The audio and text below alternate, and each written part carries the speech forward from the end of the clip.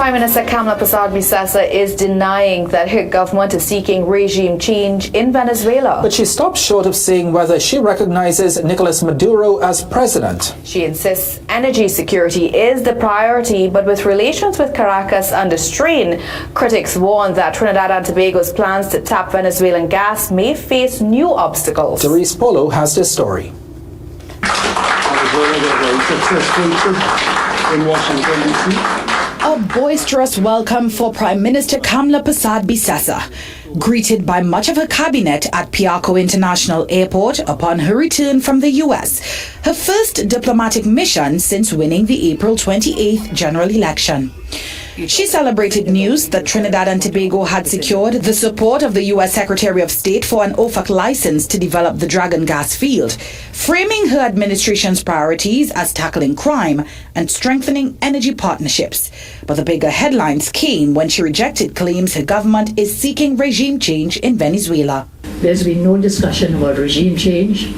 Our concern has always been, and theirs, which we share, is really dealing with the criminals, the narco-traffickers, the human traffickers, the gun runners, and that is my concern, and that is what we want. However, when pressed on whether her government recognizes Nicolas Maduro as Venezuela's president, she sidestepped. I don't think that question arises with the greatest of respect.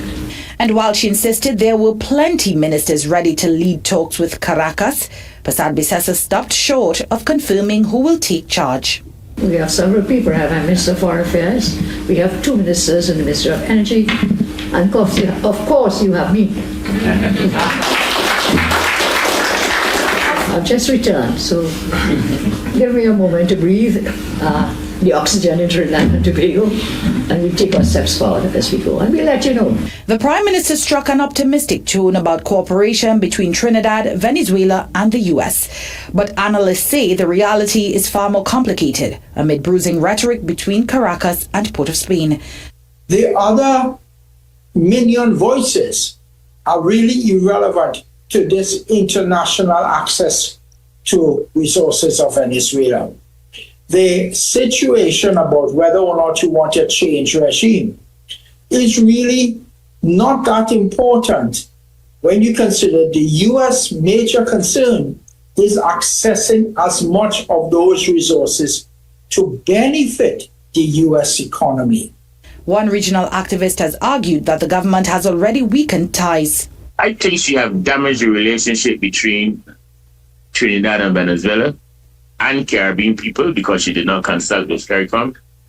But I think the best way for us to go forward is for the government of Trinidad to enter into direct dialogue with the government of Venezuela with the inclusion of CARICOM.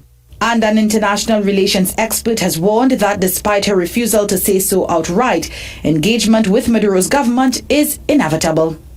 The mere fact I heard the Minister of Energy said he's willing to go to Venezuela in the morning to talk to the Venezuelan government. I think the mere fact you're saying these things because you want to deal with the government in power in Venezuela. Should be massive, but I think that's the reality. For now, the government is juggling diplomacy between the U.S., Venezuela and the Caribbean, while keeping its own card close to its chest. Doris Polo, CNC3 News.